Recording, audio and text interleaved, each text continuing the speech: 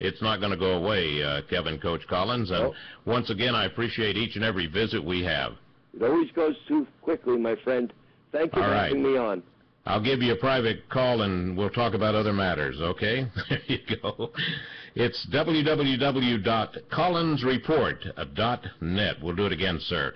Hey, right now, I want to go to Tim Connolly's. He's the Winning Strategist Business Talk Show, and by the way, I think it's on CRN Digital Talk every Friday, like 9 to 11 Eastern Time. And Tim, hey, how are you doing? Welcome to the show, sir. I am doing quite well. I appreciate the opportunity to be on your show this afternoon. Little low volume there, and I'll turn up my earphones and be able to hear you.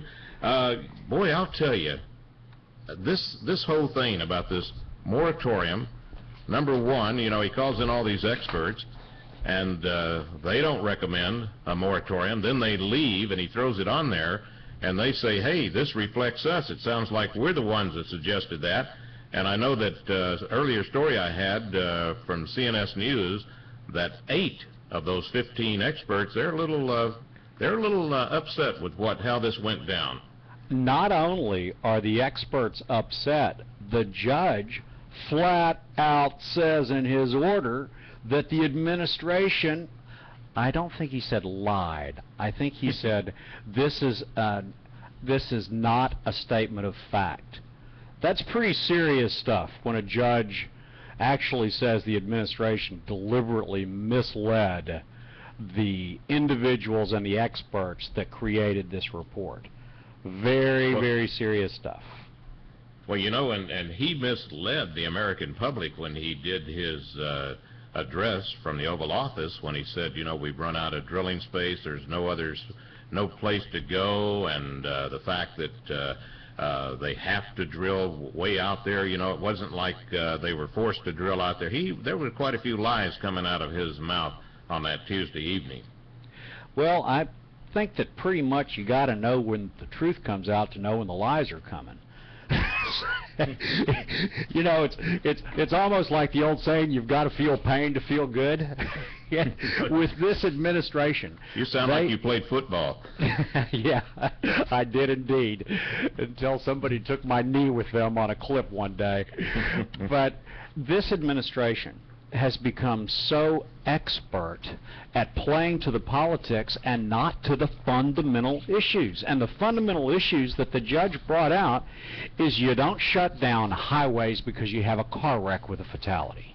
You don't shut down the airline industry because you have a jet that goes down. You don't shut down an entire industry in the Gulf of Mexico based on the lack of data that they have, the clear indication that they did not do the work necessary to justify this. The court noted that they did not show any further data than one failure in the Gulf of Mexico to shut down the entire area. And I'm going to quote from his order because I think it's really interesting. The defendants have failed to reflect the decision to issue a blanket, generic, indeed punitive moratorium with the facts developed during the 30-day review. The plaintiffs have established a likelihood of successfully showing the administration acted arbitrarily and capriciously in issuing the moratorium. This is what this is all about. This is the lack of thought, the lack of consideration. There are more jobs at risk in the Gulf today, and now the number is up above 50,000. This entire country... Let me ask you something, Tim, and the 50,000...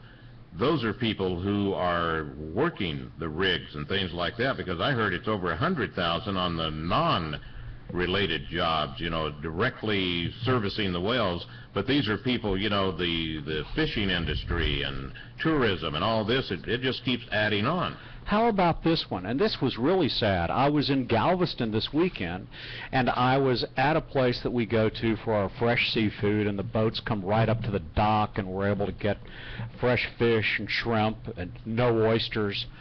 And this guy's brother-in-law was in the ice business serving the deep-water Gulf rigs. He's out of business. Now, this is a guy that had a family business that's been in business for some number of years, as simple as selling the ice. he's out of business now. You know, and you've got people all over the United States that contribute to different parts for the oil wells, people who contribute to the lobster industry, not only buying, but, sending them equipment and things like that. I saw some report, and it was amazing how it affects so many states in the United States. And it's already beginning to affect the economy in Houston. We are seeing people in Houston in the oil services industry who are already implementing hiring freezes, who are already starting to say, you know what, let's freeze the budgets, let's make sure that we know what we're doing here, and that creates a psychology of everyone getting scared. We're already seeing the restaurants crowds are cutting down in Houston and in New Orleans for sure. I have friends in New Orleans that are already telling me this. So the president is creating a self-fulfilling prophecy. He's not only not creating jobs, he's killing jobs and then justifying it because of a cheap political theater. Just doesn't seem to tie in with his summer of recovery, or recovery summer, or whatever he's calling it. Yeah, I don't think that's going to happen, and I hope that this can actually stand up to a judicial review. The Fifth Circuit Court of Appeals will hear it more than likely, if not this week. It is expedited, so it'll either be late this week or early next week. And I hope they kick this thing up to the Supreme Court very quickly, because it needs to get fully reviewed. It needs to be given some good common sense logic of you don't shut down. And these, by the way, these are not low-paying jobs. When you work 14 days on and 14 days off on a drilling rig, and you're working 12-hour days, you make a lot of money. And these are all guys that are suddenly going home to mama, and they might have made $125,000 to $150,000 last year, and they're out of work. There is, real quick here before the break, story I had this morning, Diamond Offshore Company. That's the owner of the world's second largest floating drilling rig fleet. They have filed a separate lawsuit against the agencies and that ban, and they filed it in the Houston federal court. And he says they're accusing the government of illegally taking its drilling contracts worth up to $500,000 a day. We're talking big money here. Hey, we're going to be right back with Tim Connolly. He's the host of the show called Winning Strategies. We're talking about this offshore drilling moratorium lifted, and we'll continue in just a moment.